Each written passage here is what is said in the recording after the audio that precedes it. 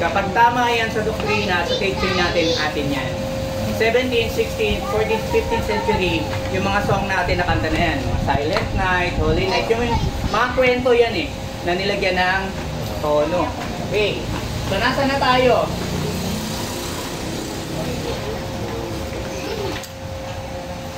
Saan na tayo?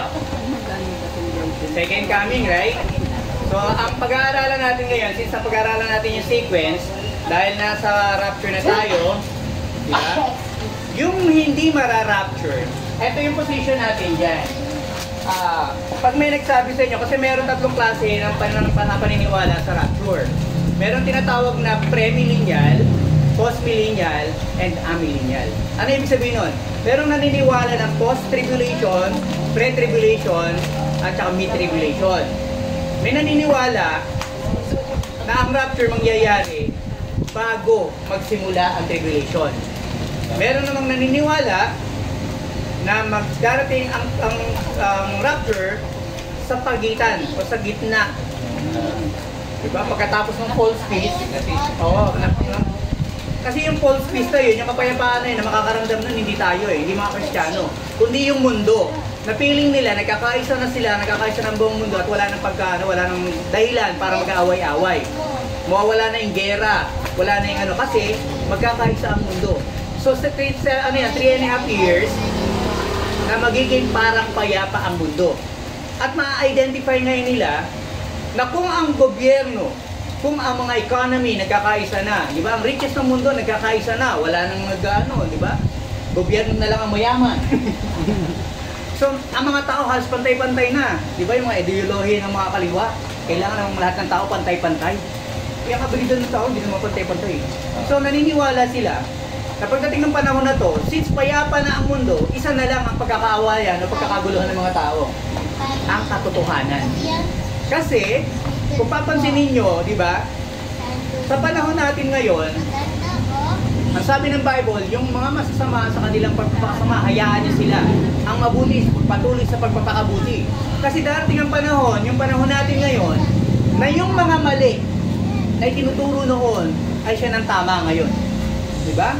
Noong unang panahon, kapag ang bata nagmura, diba, sampal agad ang abot niya sa matatanda. Diba? Kapag ang bata, dumaan ka sa gitna ng mga matatanda na may nag-uusap, may kutos ka. Diba? Pagdaan mo. Kasi walang galang. Pero sa panahon ngayon, diba? Ang bata, pagkagaling sa labas ng bahay, pagpapasok ng bahay at nadaanan mo sa pinto ang magulang, hindi diretso yan na hindi magmamano. Diba? Hindi babati. Nay, nandito na po ako, tay, nandito na po ako. Pero panahon ngayon, diba? Maalimpungatan ka, dala ko, ay, nandun na pa. Hindi naman nagpapaalam. Nasa kwarto na pala yung anak ko, may kasama ng iba. Di na nangungupo, di na nagpapaalam, nagsasama pa, mabihira. Kumbaga, dito pinakikita yung deterioration ng human nature.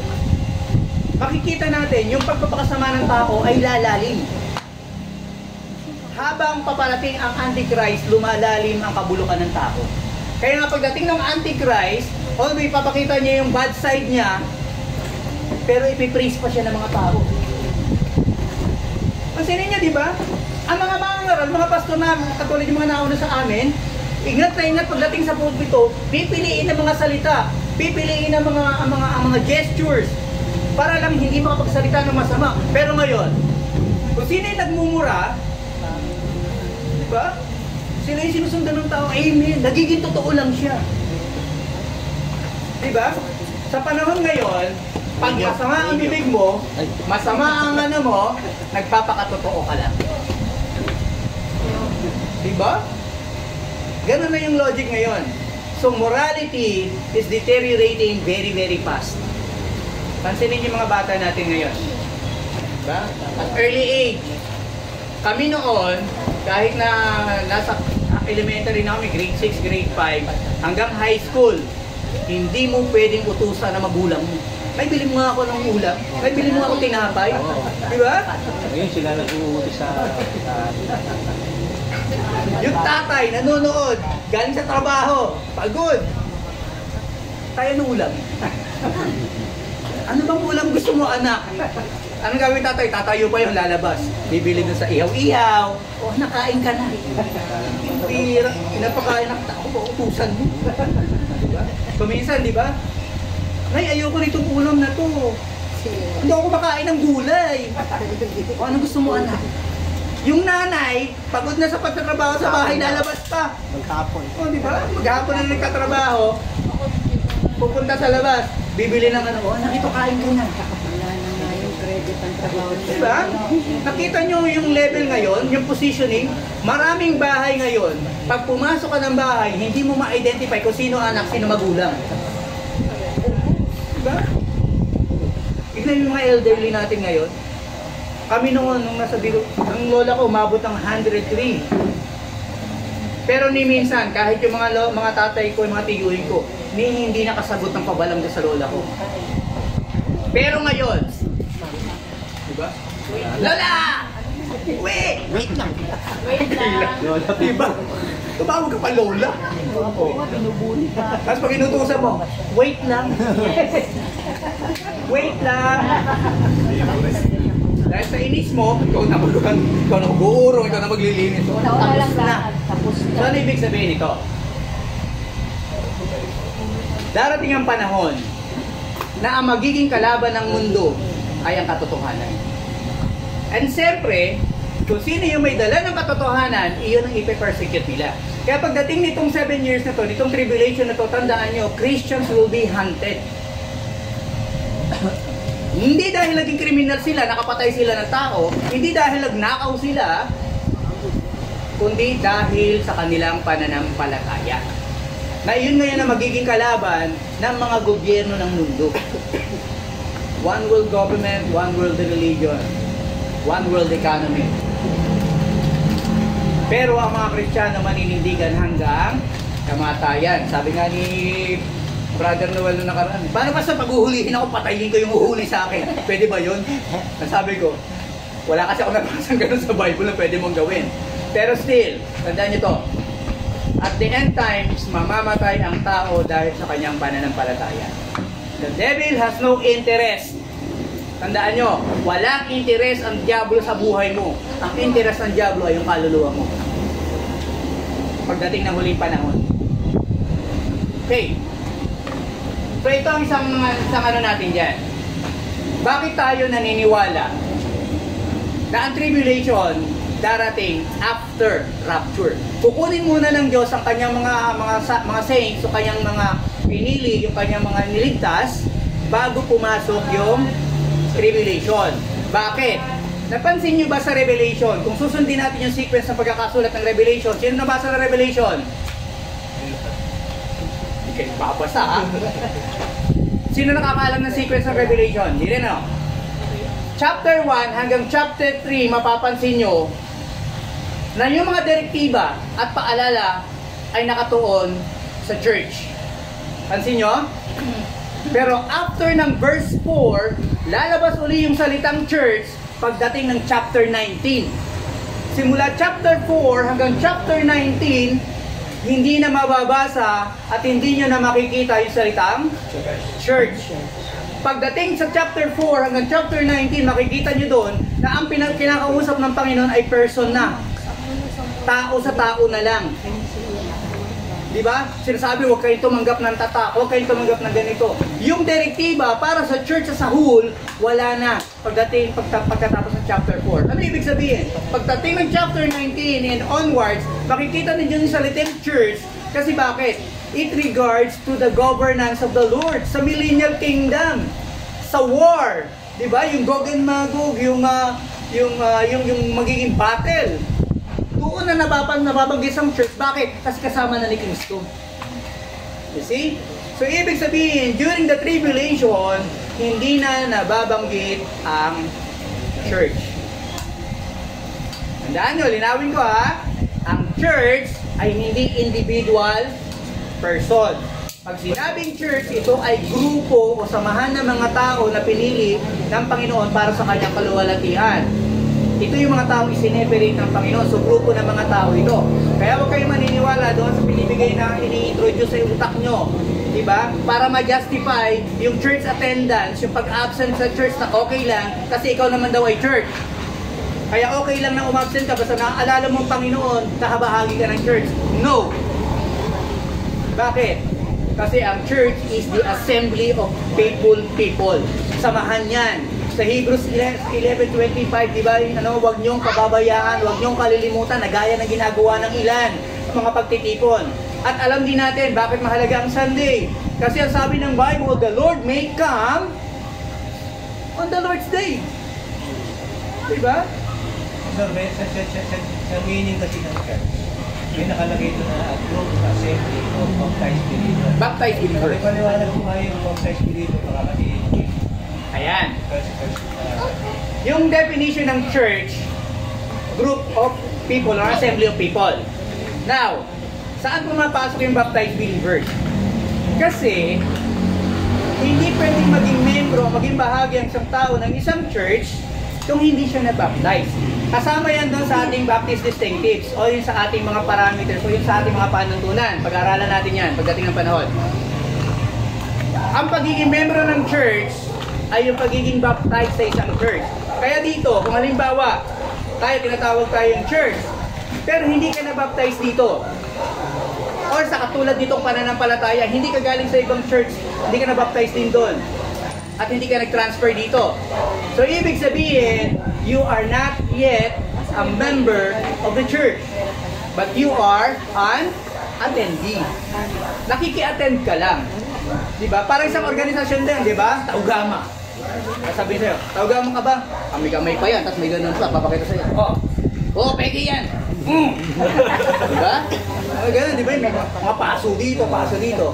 Kasi yun yung seal. At talagang membro sila. Kasi nabinyagan sila. Ngayon ikaw, pag sinabi kang church member ka, o member ako ni Pastor Joel, tagawain ni Pastor Joel, tanong, sino nag-baptize sa'yo?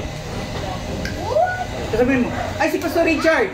Tanong, mula kay Pastor Richard, nung napunta kay Pastor Joel, in-endorso ka ba? In-transfer ka ba? Yan. So, kung ikaw ay uma-attend lang sa isang church, meaning to say ito ikaw ay attendee. Now, sabihin natin uma-attend ka kasi you share the same belief. Yung pananampalataya, niyayakap mo. Yung pagtuturo, niyayakap mo kasi nakikita mo totoo at alam mo biblical. Pero hindi ka nagpapa-member. Ano naman ang epekto sa'yo? May kinalaman ba sa kaligtasan mo? Being a member of the church has nothing to do with your salvation. Hindi nakakapagligtas ang pagpapamembro sa isang iglesia. Nagpapakita lang yon na kapareho ka ng pananampalataya at ipina-express mo, pinapakita mo na talagang nananampalataya ka, kaya ka nagpapabaptize. Now, ano ang kahalagahan nito sa second life? Tandaan nyo to. Bakit kami mga pastor, mini-maintain namin at talaga tinuturo namin that every member, every attendee should be baptized doon sa church ngayon? Why? Tandaan nyo, ang ikakasal kay Kristo ay church. Meaning to say, if you attend a certain church and not a member of it, pagdating sa langit, pagdating sa kasalan, I'm so sorry, attended ka rin doon. Diba? Bukod doon sa pagiging baptism sa church, tindiran ka. How about ano yung affirmation naman? Bakit siya magpapabaptize? Ano ang una dapat maganap siya sa kanya bago niya maunahan ang kanilang appear, confession of faith.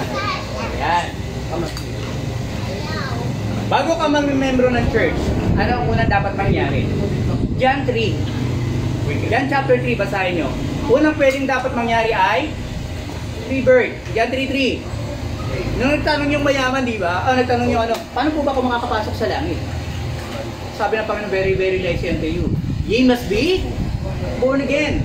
One, kailangan magkaroon muna ng transformation o magkaroon muna ng pagbabago. Kailangan muna pumasok ka ba ng Espiritu, kailangan panganak na muli. Tandaan nyo, ang pakapanganakan ay hindi instant.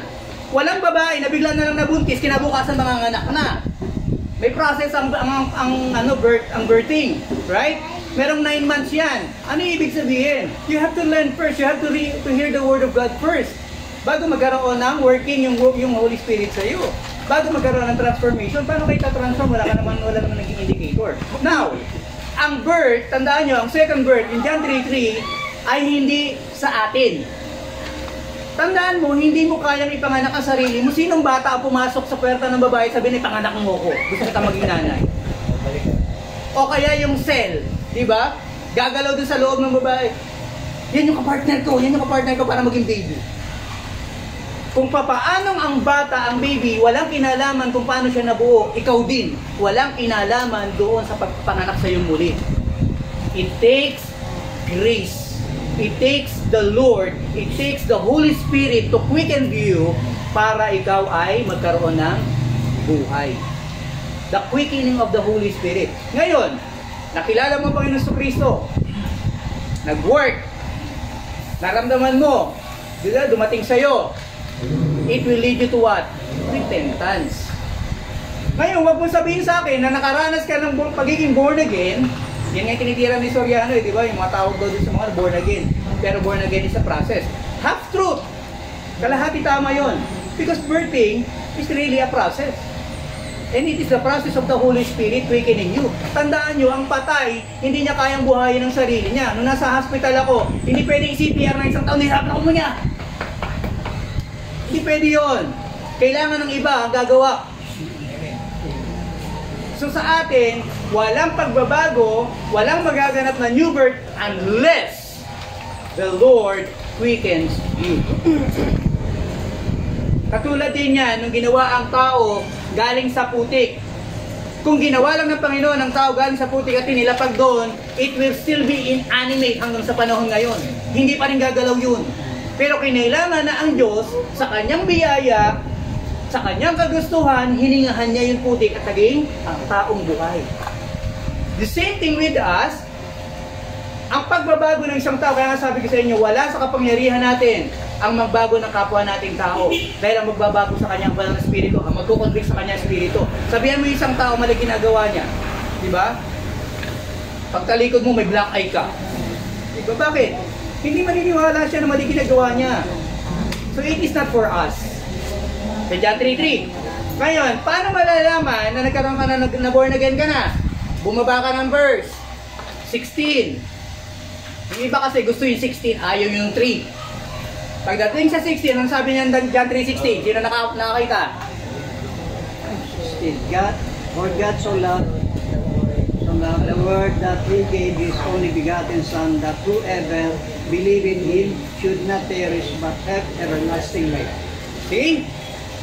Una, kailangan mag-born again ka muna para makapasok ka sa langit, para maging membro ka ng church ng Lord, kailangan muna mag-born again ka. So pag na-born again ka na, ano mangyayari? Magiging fruit. Pagdating sa 16, ibinigay ng Panginoon yung reason, ibinigay ng Panginoon yung way, ibinigay ng Panginoon yung means for salvation, the Lord Jesus Christ. Ano ngayon yung makikita mong dahilan na talaga na-born again ka? Faith. Diba? Sa 16, biglang ni-require. Diba? For you to enter heaven, kung born again ka na, dapat makita sa ito yung iyong pananampalataya. So tandaan nyo, yung iba kasi pinaghihiwalayan. Ano mauuna? Born again o faith? Sarap titikin ng ilong eh. Ba't pinaghihiwalay mo yung magkasama? Kasi hindi ka naman magkakaroon ng faith kung hindi magkukuwi ka ng Holy Spirit. Hindi naman magkukuwi ka ng Holy Spirit unless isa-save ka niya. So it goes together. Hindi walang nauuna doon. Simultaneous yun. Diba? So ano mangyayari? Since nanampalataya ka na, kailangan ng proof. Yung iba, nakita mo to, katulad ng mga ibang nagtuturo, sabi nila, kita mo to? Ang born again is what? Born of water and of the Spirit. So kailangan yung water, kailangan mabautismuhan ka. No. Yung water na sinasabi doon is not the physical water. Kahit lunurin kita, pero ang banal na espiritu hindi gumalaw, di ba? Walang kaligtasan, walang pagbabago mangyayari sa iyo. So ano yung sinasabing life doon? Tandaan nyo, dineclare ng Panginoon, I am the way, the truth, and what? The life. Tapos ano sabi ng Panginoon doon sa woman? Doon sa Buel? Samaritan woman? I am the living water. Unless you are saved by the Lord Jesus Christ and quickened by the Holy Spirit, there is no salvation for you. Kaya nga tayo po tinanong kayo, sabi ko sa inyo, o tinurunan namin sa inyo, huwag niyong sabihin na kaya ka sinaligtas dahil nanampalataya ako, dahil naniwala ako, dahil nagbago ako, dahil nag-member ako sa church na yan. No. Bakit ka naligtas? Dahil sa biyaya ng Panginoon. Kung hindi naawa sa akin ng Kristo at hindi ako tinubos, wala akong maligtas. Kailangan ilagay mo yun sa utak mo, sa isip mo, na ikaw ay iniligtas ng Panginoon. Hindi dahil maganda ka, matalino ka, magaling ka, mabait kang tao. Iniligtas ka ng Panginoon dahil sa biyaya niya. Tandaan niyo sa impyerno, maraming mabubuting tao. Bakit? Kasi ang kabutihan ay subjective. Maaring mabuti sa iyo yung ginagawa mo pero hindi mabuti sa iba. Maaring mabuti sa iba yung ginagawa mo pero hindi mabuti sa Diyos. Diba? Parang Robin Hood. Diba? Nakaw sa mayaman, bigay sa mahirap. Mabuti hindi? Hindi. Karamihan sa atin, kaya sa loto, tights. Mabuti hindi? Hindi. Ang bira. Tapos magpe-pray pa yun. Panginoon ko, tamahin mo ako. Pag pinatama mo ako, magiging faithful ako sa pagbibigay. Ang bira. May tsaba pa yung Panginoon saan. Okay, so malinaw na? Pagkatapos ng mong na-save at tumanggap, nakwikin ka ng Holy Spirit, binigay sa yung salvation of faith, or saving faith, pinag-aralan natin last time. Anong susunod? Confirmation. What? Pa-confirm ngayon, ipapakita mo, i-declare mo ngayon sa lahat na I am a member of the Lord's body by baptism. Napansin nyo rito, hindi kami nagtutulak sa mga tao na, uy, tumanggap ka sa Panginoon, tutulong kita manalangin. Repentance. Diba? O, pray ka na. Dahil ikaw tumanggap na at nag-repent ka na, ito ang susunod mong gagawin. Magpabaptize ka. Kailangan po mabaptize mo. Kailangan yun. Papaptize na ako. No. Hindi kami basta-basta nagbabaptize unless masabi mo sa sarili mo na talagang ligtas ka. Tumanggap ako sa Panginoon, bilang tagapagligtas, bilang Messiah, bilang Son of God. Unless na yung paniniwala at pananampalataya mo maging kapareho ng amin, hindi ka namin ibabaptize. Bakit? How can you be a part of something that you do not believe? Paano ka magiging bahagi ng isang kabuuan? Hindi ka naman kabahagi. Hindi ka naniniwala sa mga tinuturo niya. Ba't papabaptize ka? Right? Kasi tinulak ka ng pastor. Dahil tinulak ka ng kaibigan mo. Tinulak ka ng asawa mo. Tinulak ka ng tatay mo. Tinulak ka ng anak mo. Tayo sa impyerno ka mapupunta, pabaptize ka na. Ang bihira. Okay. So tandaan nyo. Marami nga yung pastor pag may summer camp. Oo. Master ng baptism. Iba yung mga mag-i-invite ng mga hindi mananampalataya. Sasama sa camp. Pagdating sa ka, pag uwi ng mga nahihiyakan pa yun. Talagang touch ako doon. Talagang diba? O ano nangyari? Nagpabaptize ako doon. Instant eh. Oo. Tapos after 1 week, doon na uli sa dating ginagawa. Makita mo sa kanto, Pastor! Ay nakalimutan. Buti lang! Bira. Bira. So ano ibig sabihin? Ano ba ang significance ng being a member of the church? Ano yung significance na declaring yourself as a member of the church? Kasi pagdating ng panahon, ikakasal sa Panginoon yung church. Yung pinag-aaralan natin, di ba? Magkakaroon 7-year tribulation sa baba, dito sa earth, at 7 years naman sa ibabaw, magkakaroon ng marriage supper of the Lamb. Ikakasal kay Kristo yung mga na-rapture o yung mga kinuhang Kristiyano. Tandaan nyo, sa kasal, hindi naman puro bride. Ang pangit naman manood ng kasal na puro bride. Meron spectators. Kaya nga sabi ko sa inyo, hindi lang baptist ang nasa heaven. May born again dyan. Meron mga dating Muslim dyan. May mga dyan. Bakit? Tandaan nyo, sa isang kasal, meron mga spectators. Diba? Yung sa Bible, diba? Meron 10 virgins. Alam ka naman 10 virgins na kasal lahat yun sa ano. So, ano nangyayari? Meron mga spectators. And you know what? Ang nakakalungkot kasi doon, pagdating mo doon, yung nasa harapan ng Panginoon, yung church na ikakasal sa Kanya, and you will realize, kasama mo sila noon.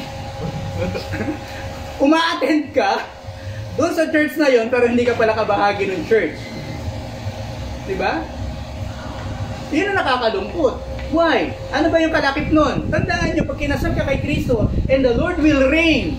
Magkakaroon kasi ng millennial reign, 1,000, yung pag-aaralan natin, 1,000 years. After ng tribulation, magkakaroon ng paglalaban, ikukulong si Satanas at yung mga propeta niya, yung mga naniwala sa kanya, yung mga hindi sumapalataya sa Lord, lahat yun ikukulong. Tapos magkakaroon ng 1 millennial kingdom, 1,000 years.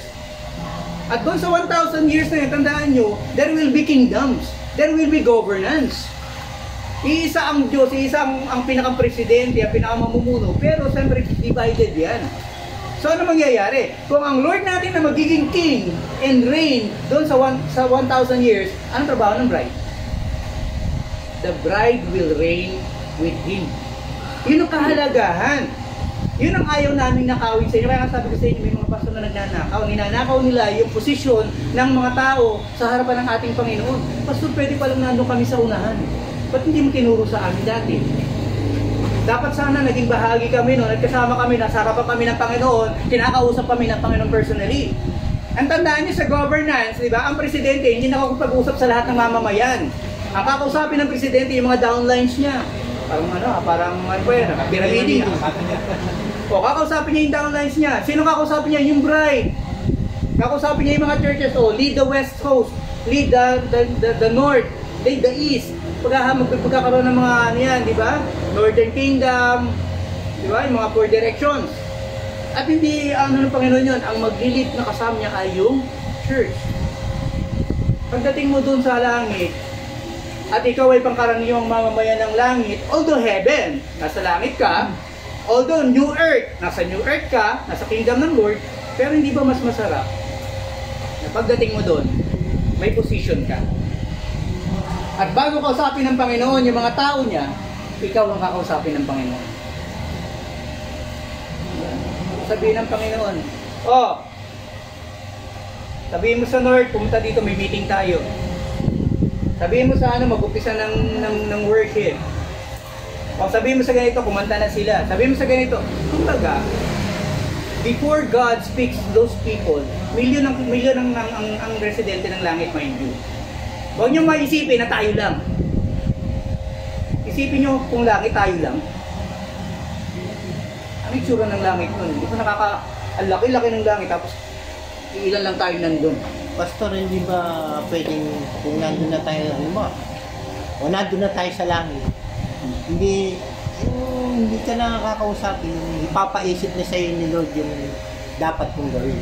Ano yan Kasi may kapangyarihan naman siya. Direct, hindi na kailangan may mga leader, may mga ano. Sa isip mo na sa isip nila, parang ganun na. Eto. Pwede, ito. pero napansin nyo ba na pagka ganun ang nangyari, wala kang kalayaan? Kung lagi babasahin ng Panginoon ang isip mo, although alam niya yan, at doon kanya kakausapin, di pa parang wala kang. Tandaan niyo si Eva at Adan nung nilikha ng Panginoon, pwedeng gawin ng Panginoon yun eh.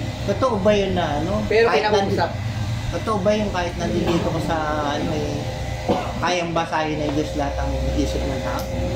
Oo. May preview pa rin. Eto yan. Kayang basahin, pero pinipili niyang hindi pa kailaman yung mga bagay na ayaw niyang pakialaman. So ano ba ito? Nababasa ng Panginoon, gusto mo siya, bawa. Pero hindi siya yung will ng Lord sa'yo.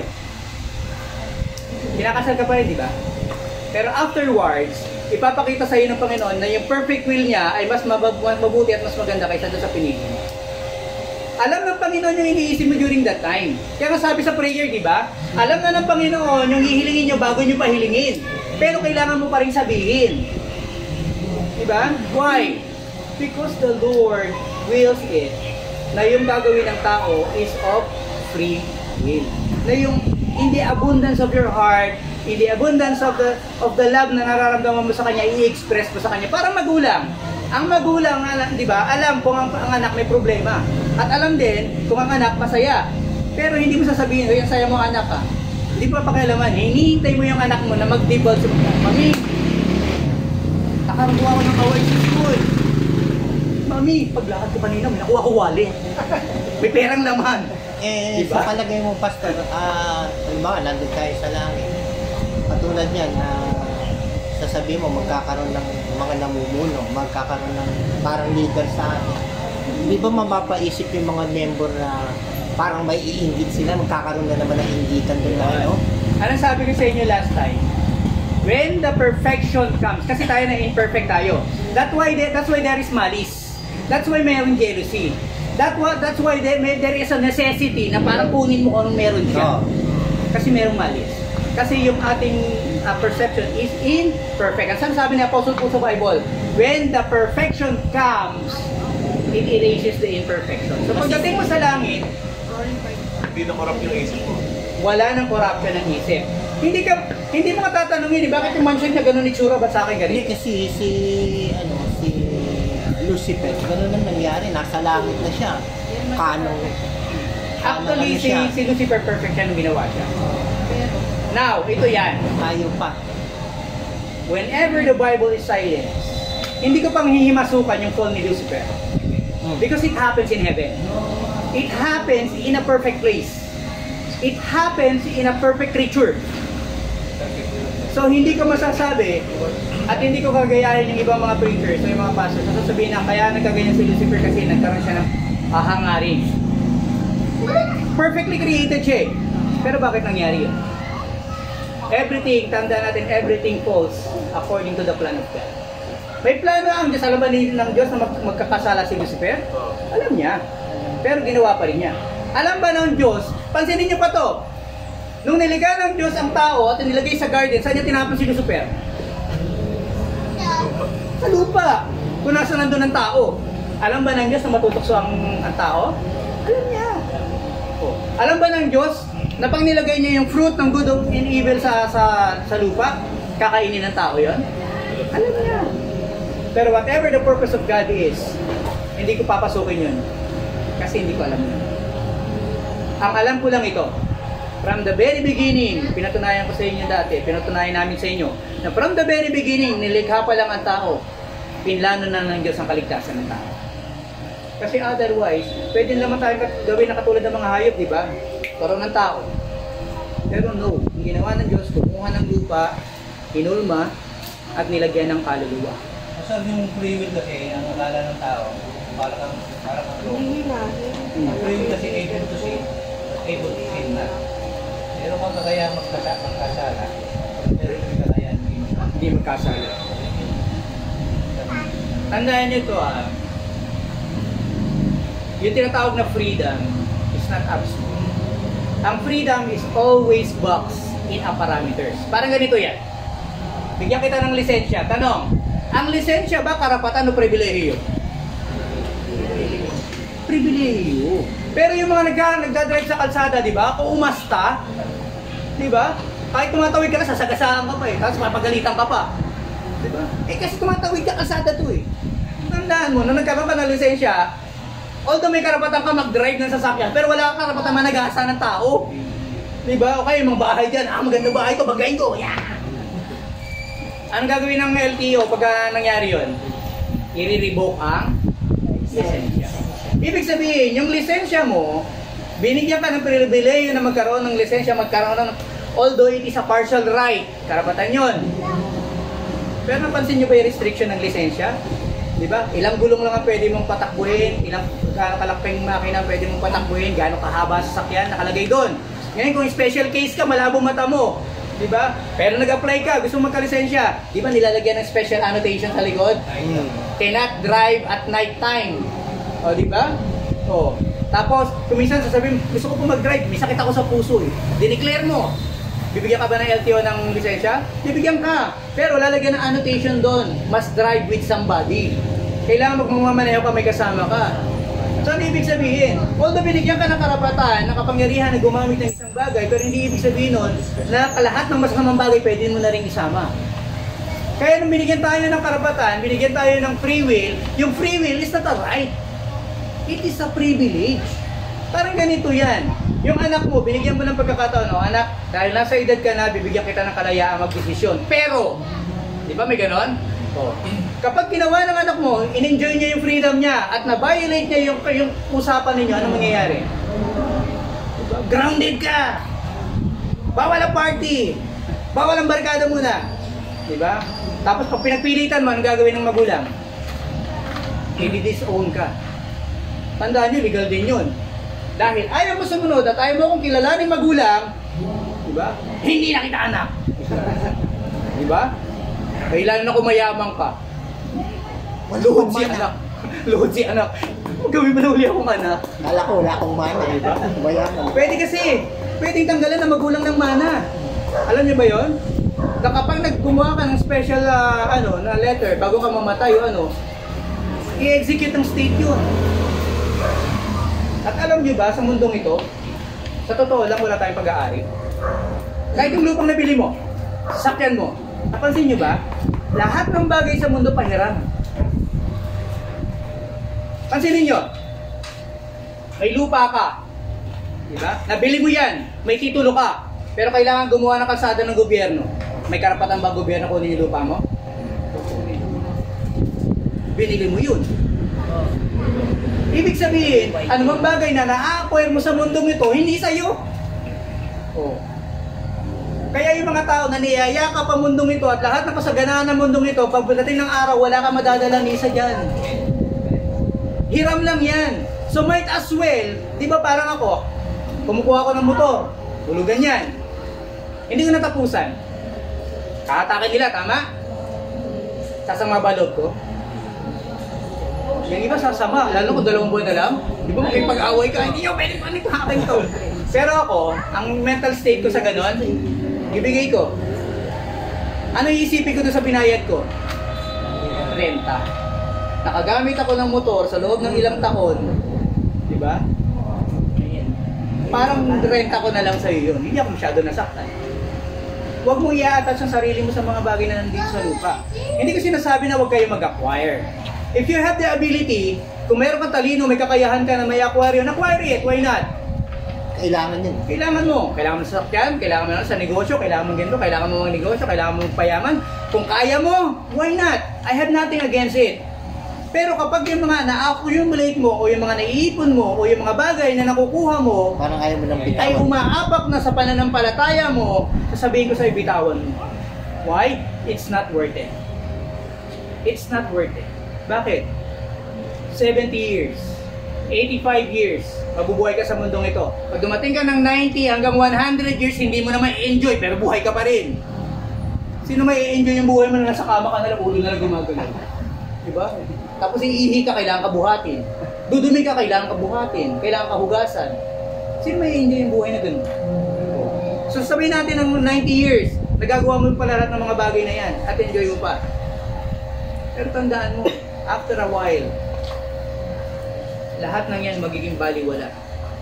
90 years, 100 years ka na buhay sa mundo. Pagdating mo dun sa pupuntahan mo, it's either sa hell or sa heaven, whichever one, you will be spending what? Eternity. So kung kukumparahin mo, ito o ito, mamili ka. To go with the Lord, o pumunta ka sa gusto mong pupuntahan, and afterwards you go to hell. Pwede ba sa gitna? Sabi ng Bible kasi hindi pwede maligam-gam. Maligam-gam, oo. Bawal ang balimbing sa langit. Diba? Tandaan mo si Judas nakatungtong sa dalawa. Oo. Diba? Nakatungtong sa dalawa si Judas, kasama niya ang Panginoon, pero yung kabila niya nakatungtong sa pagkatao niya. Sabi ng Bible, son of perdition. So yung evil traits ni Judas, kasama niya nung kasama niya ang Panginoon. Oh. Nasa Panginoon ka na nga, eh, no? Oh. Naghudas ka pa, no? Diba? Pero alam mo ba si Judas, hindi ko rin pa mahihimasukan ang buhay ni Judas dahil hindi ko rin saklaw yun. Kasi si Judas is son of perdition, meaning to say, gustuhin man ni Judas na magpakabuti, hindi niya magagawa. Gusto man ni Judas tanggihan na ibenta ang Panginoong Jesucristo, hindi niya magagawa. Because that is exactly why He was made. Kaya siya ginawa ng Panginoon at ipinanganak sa panahon na yun kasi kailangan niya maghudas sa Panginoon. Kailangan may magkanulo talaga. Tandaan niya si Judas nagpakamatay. Nagsisi siya pero mali. Nagsisi sa sarili niya. Nabagabag siya, nakonsensya siya. Judas yun, ha? Pero ano kaya tamang ano nun? O di ba, ikaw naghudas ka. Anong tama yung ano, hindi ka magbibigti, ano gagawin mo? Sabi ng Lord, repent. Actually, bago pa si Judas, sumisigaw na si John the Baptist at yung mga naunang prophets. Anong sabi nila? Repent, for the kingdom of God is at hand. Ang gospel, hindi nagbago. Kung ano yung gospel ni John the Baptist, yung panahon ng Lord Jesus Christ, it is the same gospel. Repent, for the kingdom of God is at hand. So sino si Jesus Christ? Jesus Christ is the means and the way to enter doon sa promise na heaven. So si Jesus Christ, hindi niya binago yung gospel, hindi niya binago yung good news. What is the good news? Di ba ang dami nagtatalo dyan, ano ibig sabihin ng gospel? Ano ibig sabihin ng ganito? The gospel is the same. Kung ano yung dineclare ni John the Baptist before he was beheaded, at pagdating ng Panginoon Jesucristo, is the same gospel. Repent, for the kingdom of God is at hand. Nung dumating ang Panginoon Jesucristo, anong ginawa ng Panginoon Jesucristo? Tinuruan tayo manalangin. At sinabi sa atin na pwede kang magsisi sa iyong mga kasalanan. At pag pinagsisihan mo yan, John 1:9. Kapag pinagsisihan mo yung mga kasalanan, kakalimutan ng Diyos yan. Kung gaano kalayo ang silangan sa kanluran, ganun itatapon ng Panginoon kasalanan mo at hindi na makikita pa at hindi niya alalahanin. Ang Panginoon hindi katulad natin. Patawarin kita ngayon, di ba? Tapos bigla nakagawa na naman ng mali. Di ba ginawa mo na yan noong nakaraan? Naalala pa rin. Naalala pa. I'm sorry, ito sa isang mabigat na halimbawa. Baka may masaktan sa relationship. Babae at lalaki, di ba? Nangako kayo sa isa't isa, katapatan. Nag-breach ka. Nangaliwa ka. Di ba? Tapos bumalik ka. Ano sasabihin ng babae? Kung lalaki man o babae, ano sasabihin ng isa? Sige, pinatatawad na kita. Basta huwag mo nang uulitin. Hindi madaling tanggapin na yung pagtitiwala mo sinira. Hindi madaling tanggapin na merong mas higit sa'yo, kaya siya na humaling sa iba. Tama? Hindi madaling tanggapin na nung una ikaw lang, pero nung bandang huli, naging option ka na lang. Pero nagpatawad ka. Pero alam nyo ba yung pagpapatawad na yun? Yung sakit hindi nawawala buong buhay. At alam mo ba sa tuwing na, nararamdaman pa rin nila yun kung tapat ka pa o hindi. Yung doubt nandun na yun habang buhay yun. Yung sakit na naramdaman nila habang buhay yun. Kaya kung kayo, papasok kayo sa relationship, make it sure. Bakit? Kasi pag nasaktan mo yung tao, habang buhay niya dadalhin yun. And you know what? Lahat ng bagay sa buhay niya affected. Una, yung pagtitiwala niya sa ibang tao. Hindi na siya magtitiwala uli ng 100% o 99.9999%. Bakit? Kung nagawa sa akin ito ng na binigay ko lahat, ito pa kayo. Diba? Kung yung magulang ko nga, tinraidor ako, ito pa kayo. Ano nangyayari? Ginigiba mo yung pagkatao ng isang tao just because naging unfaithful ka. So sa Bible, sa Word, ganun din. Hindi pwede na ang Panginoon nagiging option sa buhay natin. Kung ikaw ay ligtas na tao, ang Diyos ay hindi option, kundi decision. The main decision of your life. Diba? Yung mga babae, nung una kayo pinangakuhan ng kasal at ng ano, hindi ba the only one kayo? Ikaw lang. Hindi ako titingin sa iba. Hindi ko aamoy ng pabango ng iba, sa'yo lang. Alam mo ba, pati sa panaginip ko nakikita kita. Alam mo ba, pag naaamoy ko to, ikaw naaalala ko. Tapos wala pa sa atin, di ba? May baby sa iba. Tapos all of a sudden, biglang sasabihin sa'yo, alam mo, nasa gitna ako ng ano ngayon eh. Kailangan ko pag-isipan to. Diba? Kailangan ko malaman ko ikaw o siyang pipiliin ko. May kanta. Diba? Diba? May kanta na. Tandaan niyo si Ogie Alcacid. Nagsimulang mag-deteriorate yung relationship nung kinanta niya yun. Composer siya na, diba? Hindi, kaya niya sinulat yun. Gagawin niya na eh. Gagawin niya na. Ibig sabihin, there is na. Oh. Tandaan niyo to kahit sa mga babae, I am not pro-hiwalayan. Ako gusto ko buo ang pamilya. Pero tandaan niyo ito, sa isang relationship, kapag naging option ka, you lose the person. Ano na yun? Bakit? Kasi nung una kayo lang naman eh. One-on-one kayo eh. Tapos all of a sudden naging option ka. Ibig sabihin nagkaroon ka ng katimbang. Hindi na ikaw yung, di ba? Bakit? Kasi may katimbang ka na. You're not the only one. And it will happen again. And again. And again as long as that person lives. Kung nakalusot ako sa una eh. Sa pangalawa lusot ulit. Sa pangatlo lusot ulit. Pero ito the person who suffers a lot ay yung person na naging tapat. Kasi bakit? Maraming sa relationship na ganyan, maraming bumibitaw pero nananatili ng single hanggang mamatay. Bakit? Kasi he chooses to preserve yung kanyang integrity at hindi siya kukuha ng iba. Well, sabi naman ng Bible, kung hindi mo kaya nga, kumuha ka na lang kasi magkasala ka. Pero ito ito lang sasabihin ko sa inyo. Kapag nag-commit kayo sa isang tao, make sure na 100% o 99, kung gusto mo naman, 99.9999% ng commitment mo. Sa Christianity, ganun din. Kapag nag-commit ka, kasi yung marriage sa relationship, parang baptism din yan sa Christianity. If you want to be married to Christianity o doon sa church na pinabibilangin mo, then be baptized. Kasi ikakasal ka doon. Alam niyo ba kung bakit? Kung halimbawa ikaw attender ka ng church, attendee ka, pero hindi ka member, alam niyo ba hindi namin kayo pwedeng pakialaman? Hindi namin kayo pwedeng parusahan. Hindi namin kayo pwedeng disiplinahin. Why? Because you are not a member of the church. Para katulad din ng anak at asawa yan. Diba? Hindi ko pwedeng sampalin yung asawa ng kapitbahay pag nagbumura. Aawayin ako ng asawa nun. Diba? O kaya papaluin ko yung anak ng iba. Hindi pwede. Ano ibig sabihin? Papoprotektahan tayo ng church kung membro tayo ng church. Bakit? Kasi pwede namin i-sanction. Halimbawa, ito, nagbukas ng tindahan. Tapos pagpasok mo ng tindahan, puro libra. Diba? O may anghel nga. Ganun naman. May anghel naman. Oo, di ba? Hindi namin kayo pwedeng sasabihin lang namin sa inyo, mukhang hindi yata maganda tignan, Kristiyano ka kasi titinda ka ng ganyan. Hanggang doon lang kami. Pero kung membro ka ng church, pwedeng i-demand ng pastor at sabihin sa'yo, sis, nasa covenant natin yan.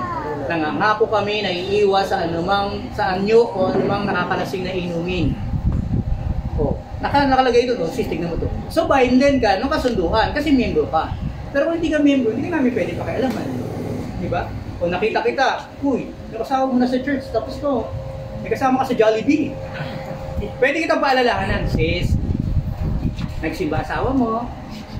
Diba? Pero hanggang doon lang kami. Pero yung didisiplinahin ka, na dahil sa ginawa mo ito, kailangan mayroong ilang kailangan lahat ng position mo, lahat ng gawain mo, lahat ng may kinalaman sa church, tigil mo muna yan. Kailangan mo i-serve ito. Pwede namin gawin yun. So pwede namin iturek kung ano may nakikita namin mali sa inyo doon sa ating kasunduan kasi membro ka, kabahagi ka. So yun, so, alam nyo na anong significance ng pagiging church. Now, ilang minutes pa ako? 5 minutes. O 5 minutes na lang. Bigyan ko na lang ito ng pahapyaw. Sa tribulation, i-details ko na lang next week. Sa tribulation, ito. In the beginning ng tribulation, wala na ang mga Kristiyanong under grace. Tandaan nyo malinaw. Lahat ng mga Kristiyanong under grace, which is ang requirement sa kaligtasan at ang pananampalataya.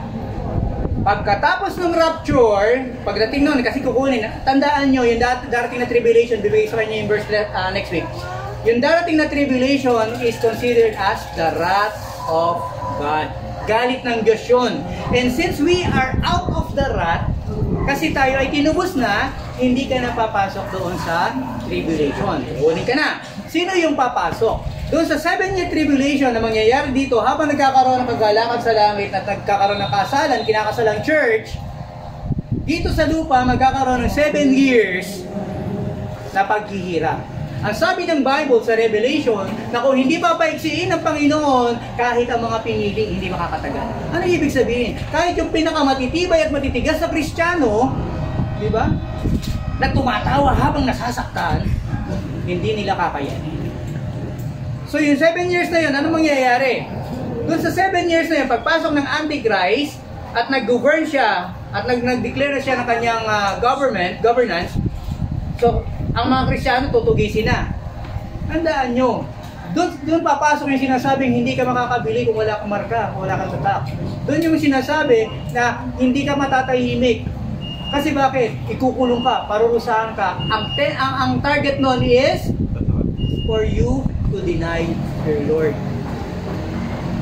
Ngayon, ang problema pag natatakan ka, wala nang hain para sa iyo. Ano ibig sabihin? Habang tayo ay nasa panahon ng biyaya at ang requirement ng Lord is faith, tayong mga nakarinig ng salita ng Diyos might as well embrace it. Diba? Yakapin mo na, kaya mong yakapin. At kung hindi mo kayang yakapin, magpayakap ka na sa Lord. At manalangin ka na. Lord, bakit ang Holy Spirit hindi nag-work sa akin? Questionin mo yung salvation mo, Lord. Bakit pinipilit ko magpakabuti pero hindi ko nagagawa? Bakit hindi ako nakukonsensya gumawa ng masama? Bakit hindi ako nakokonsensya kahit wala ako sa church every Sunday? Bakit hindi ako nakokonsensya kahit nakikita ko yung mga kapatiran na ganito ganyan? You ask, magtanong ka ng Lord, bakit nangyayari sa akin to? Why? Kasi mas mahirap na mag-iisip ka ng ganyan kung nasa tribulation ka na.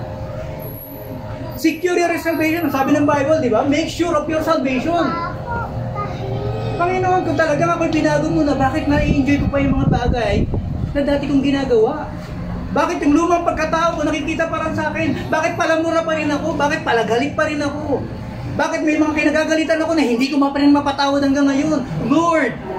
Di ba? Pray! Lumuhod ka na. And repent. Meron pa ba ako hindi na pagsisisihan? May hindi pa ba ako nasusuko? Tandaan nyo to. Marami sa church, taon na nag-church. Pero ni minsan hindi pa nag-repent. Alam niyo ba yun? Maraming tao, akala nila Kristiyano na sila, pero minsan sa buhay nila, hindi pa sila lumuhod. Kaya ano tinuro ng Lord Jesus Christ yung prayer? Ano sabi ng Panginoon? If you want to pray, go into your closet. Pumasok ka sa iyong kwarto, ito ikulong yung sarili mo. And then, speak to your Father. Makipag-usap ka sa iyong Panginoon na parang siya at ama at anak. At manalangin ka. Bakit? Baka mamaya, ini-embrace mo na Kristiyano ka na, pero never in your life have you repented. Hindi pwedeng paghiwalayin ang kaligtasan at repentance. Diba? May ginawa kang masama pero hindi ka nag-repent. May ginawa kang masama, hindi ka na-offend sa sarili mo. May sinaktan kang tao pero okay lang sa'yo. Masaya ka pa. There's something wrong with you. May mali. Baka dumating yung panahon na nasa tribulation ka na tsaka mo maalala. Pero you have to suffer. Diba, tinuro ko na sa inyo yung mga lumang pamamaraan. Tandaan nyo yung mga barbaric ways of killing a person, ibinabalikan nila ngayon. At alam nyo ba ang mga tao, natutuwa sila sa ganong klase ng pagpatay. Di ba yung pogo na, ni-rape? Di ba nakita nila Contiveros, yung, meron pa daw doon, isang kwarto. Torture chamber ang tawag nila, di ba? Nakaganon yung tao doon, tapos kuryente kang mamatay. Alam nyo ba sa China, meron tinatawag na 1,000 cuts? Iwayway ka kada araw hanggang maubusan ka ng dugo at mamatay. Alam nyo ba na sa Germany o sa meron na tinatawag na chamber, yung sinabi ko sa inyo yung parang tabla o parang bakal na nakaganon, na isasaklang ka doon, nakaganon ka doon. Tapos itong tali sa kamay mo, ilulus ng ilulus.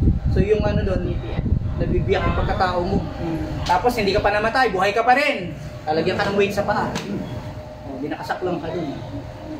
Eh sa motor lang, nagmotor ko ng mahaba, pag tayo ko parang sakta ka rin. Pag di na ako makalakad. Malambot yun, may kutsyon. Imagine yung matigas. Diba? Kung sa lalaki yun, mahirap yun. Diba? Basag. Pag babae, biyak. Tapos hindi ka tatanggalin doon hanggang hindi ka naman. Tapos marami pa ako nakita ng ibang klase ng mga binabalik uli nila ngayon. At maraming Chinese at maraming nagbabayad para ma-experience. Yung gano'n.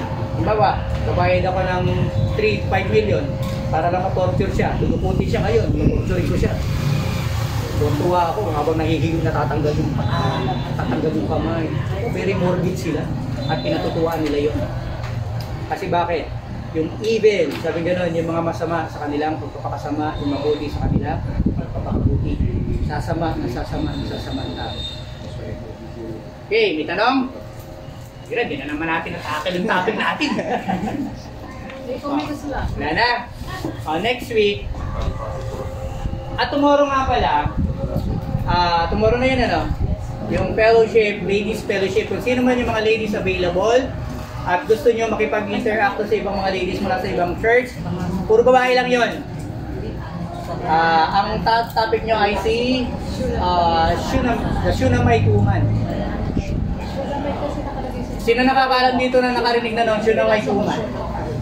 Hindi pa narinig, no? Hindi nyo alam na meron gano'n sa Bible, no? Yung Shunammite woman. Pag-aaralan nyo. Ngayon, yung gusto nyo malaman na magkaroon kayo ng partial knowledge about the Shunammite woman, pagkatapos natin, stay muna kayo, pag-usapan natin. Bigyan ko kayo ng konting update doon, para pagdating nyo doon, may alam kayo. Parang malapit kay Susan. Shoes. Hindi, joke na.